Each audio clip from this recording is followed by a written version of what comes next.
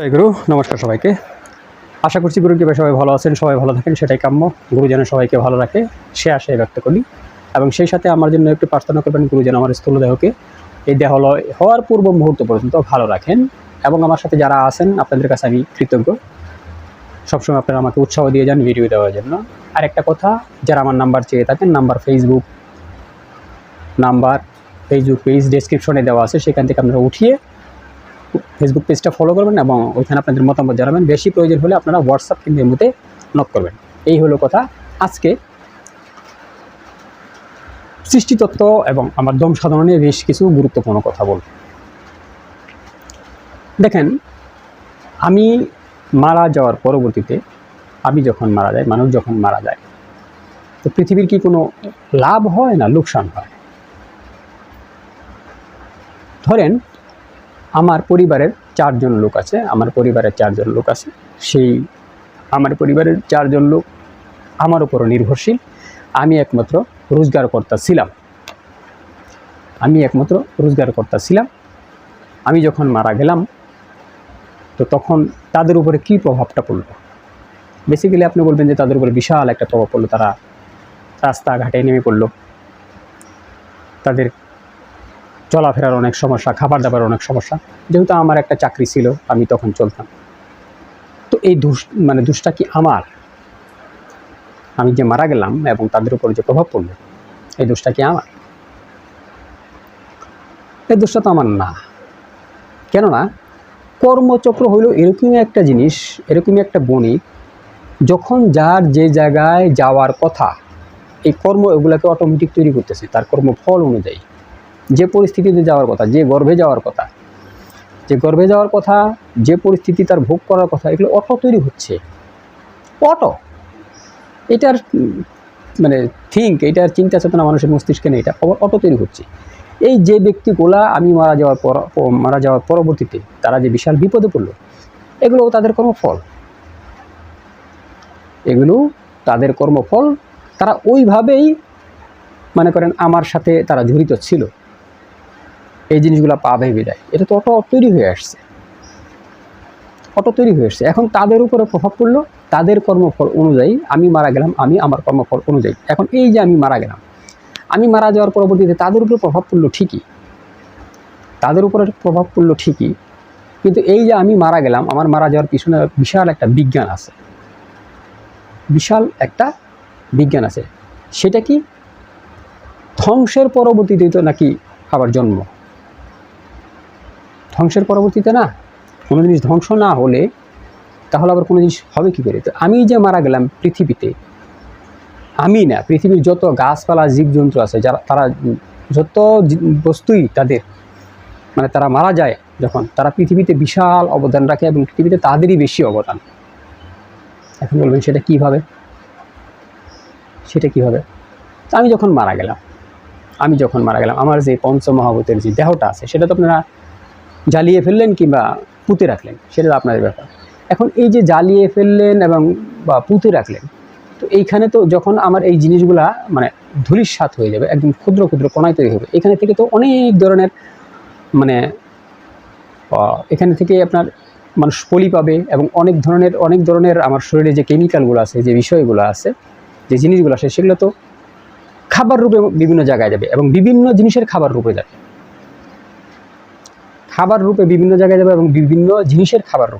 আমি মারা যাওয়ার পরবর্তীতে আমাকে ফেলে দিলেন না, মাটিতে খাইলো ঠিকই, কিন্তু মাটিতে খাওয়ার পরবর্তীতে মাটির যে উর্বরতা হইলো, সেই উর্বরতা থেকেও তো একটা জিনিস হবে না? উর্বরতা থেকে একটা জিনিস হবে। কিংবা এমনি ফেলে দিলেন, যদি শিয়ালে খায় তাহলে শিয়ালের পেট ভরবে, যদি পিপিলিকায় ছিঁড়ে আমাকে নেয় তাহলে পিপিলিকার পেট ভরবে। তার মানে কি? পৃথিবীর কোনো জিনিসই ফালানো নয়। স্রষ্টা পৃথিবীটাকে এমনভাবে ক্রিয়েট করছে যে তুমি মারা যাও, যা মনে হয় তাই হও, তুমি জীবের উপকারেই আসবে, তুমি পৃথিবীর উপকারেই আসবে। এখন বলবেন, আপনি মারা যাওয়ার পর অনেক দুর্গন্ধ হইলে মানুষের পেট খারাপ হইতে পারে, আপনাকে আমি এমনিতে ফেলে রাখলাম, দুর্গন্ধে পেট খারাপ হইতে পারে। হ্যাঁ, দুর্গন্ধে পেট খারাপ হইতে পারে, কিন্তু প্রকৃতি তো আমাকে এইভাবেই ফেলে দেবে না। তার তো একটা সিস্টেম সে ক্রিয়েট করছে, যে একটা মানুষ মরলে এইভাবে রাখো, যাতে দুর্গন্ধ ক্রিয়েট না হয়।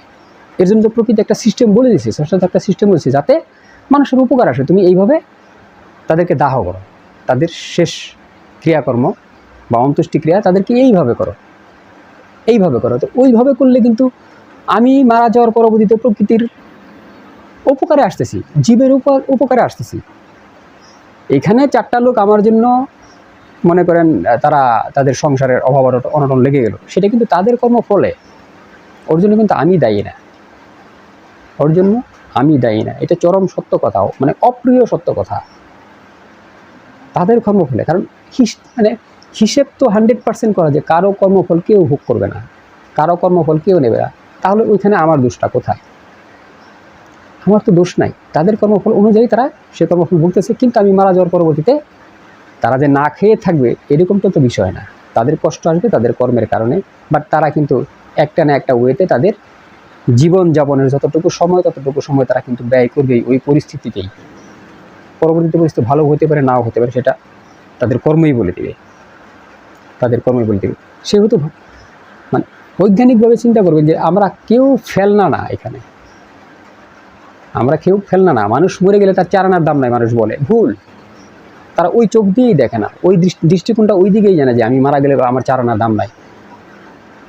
আমরা যদি মারা যাওয়ার পরবর্তীতে মানে এরকম একটা সিস্টেম তো একদম নিঃশ্বাস মানে মানে নিঃশেষ হয়ে যেতাম, মানে কোনো অস্তিত্বই আমাদেরকে থাকতো না, তাহলে পৃথিবীর যে মানে ভারসাম্য সেটাই রক্ষা হতো না। কেননা স্রষ্টা পৃথিবীটাকে এমনভাবে সৃষ্টি করছে যে এইখানে কোনো জিনিস কোনো দিন 1 ফোঁটা কমও পড়বে না, 1 ফোঁটা বেশিও হবে না। এখন আমরা যদি মারা যাওয়ার পরবর্তীতে এরকম কমতেই থাকতাম তো পৃথিবীর ভারসাম্যই তো নষ্ট হয়ে যেত, ভারসাম্য নষ্ট হয়ে যেত না। এটা হলো সৃষ্টি প্রণালীর একটা বিশাল বড় সিস্টেম। আমি বৃহৎ জিনিস মারা গেছি, ক্ষুদ্র ক্ষুদ্র হয়ে গেছি, একদম ক্ষুদ্র হয়ে গেছি, একদম ক্ষুদ্র হয়ে গেছি। বাট আমি যতটুকু ততটুকুই, কারণ সেই ক্ষুদ্রগুলো আপনি একত্রিত করতে পারলে আমি ততটুকুই, আমি যতটুকু ছিলাম আমি ততটুকুই। যখন মাটি আমাকে খেয়ে ফেলবে, পিপিলিকা খেয়ে ফেলবে, আমাকে শিয়ালে খেয়ে ফেলবে, সেই সমস্ত জিনিসগুলো আপনি একীভূত করুন। আমার দেহ থেকে বাতাসগুলো চলে যাচ্ছে, প্রাণবায়ুগুলো চলে যাচ্ছে, সেই সমস্ত জিনিসগুলোকে আপনি একীভূত করুন। একীভূত করার পর দেখুন আমি যা ছিলাম আমি তাই, আমি অতটুকুই। কিন্তু সেগুলো একীভূত করতে পারবেন না। কেন পারবেন না? কারণ সৃষ্টির নিয়মই এরকম যে কোনো জিনিস ধ্বংস হবে, ওখান থেকে নতুন একটা জিনিস রিক্রিয়েট হবে, আর বললেন মৃত্যুর কথা, যে ব্যক্তি মৃত্যুকে ভালোবাসতে পারবে সেই হলো মানুষ, যে ব্যক্তি মৃত্যুকে ভালোবাসতে পারবে সেই হলো মানুষ। এখান থেকে বাঁচার কোনো বয়ে নাই। আর শাস্ত্র বলতেছে, গীতা বলতেছে, মৃত্যু তো হলো আত্মা। আমরা যেরকম এই আমার শার্টটা আছে না, শার্টটা মানে আগে গতকাল গেঞ্জি পরে ভিডিও করেছি, আজকে শার্ট পরছি, এরকম যেরকম চেঞ্জ করছি, তো আত্মাটাও এরকম চেঞ্জ করে। মাত্র আত্মাটা এই দেহটাকে এরকম চেঞ্জ করে। তো সেটা নিয়ে এত ভয় পাওয়ার কিছু না, কেউ পৃথিবীতে আজ পর্যন্ত থাকেনি, কেউ হয়তো হাজার বছর বাঁচছে, আমরা হয়তো 20-50 বছর কিংবা 60-70-100 বছর বাঁচতে পারি। বাট যেতেই হবে, যে যত দ্রুত যাবেন তার জন্য তত মঙ্গল, আর একটা কথা, সবাই যে 84 লক্ষ যোনি ভ্রমণ করে আসছে সেটাও কিন্তু না। তার কর্মফল অনুযায়ী সে যোনি ভ্রমণ করবে, করবে। এমনও মহাপুরুষ আছেন মানুষ থেকে মানুষের গর্ভে চলে যান, তাদের কর্ম এত স্ট্রং, মানুষ থেকে মানুষের যোনিতে চলে যান। আমাদের কোন যোনিতে যেতে হবে সেটা আমরা বলতেই পারি না। এমনও মহাপুরুষ পৃথিবীতে আসছেন 3, 4, 5, 6 জন্মের কথা সে বলেছেন এবং স্পষ্ট প্রমাণও দিয়েছেন। আর আমরা পৃথিবীতে এসেই দুনিয়ার যত মানে আকাম কোকাম আছে সেগুলো করা শুরু করে দিই, তারপরে চিন্তা করি মুক্তি কেমনি হবে? এত সোজা না তো। এত সোজা না কীরকম? আর একটা এক্সাম্পল দিই সৃষ্টি প্রণালী এবং মুক্তির। দেখেন, আমরা যখন গ্যাস সারি, অন্য মানুষের যদি গ্যাস সারে তাহলে কিন্তু নাকটা এরকম করে ধরি, ঠিক আছে, কত দুর্গন্ধ। আর নিজে যখন গ্যাস সারি, কখনো নিজের নাক ধরছি? 4 জনের সামনে যদি গ্যাস সারি ধরি,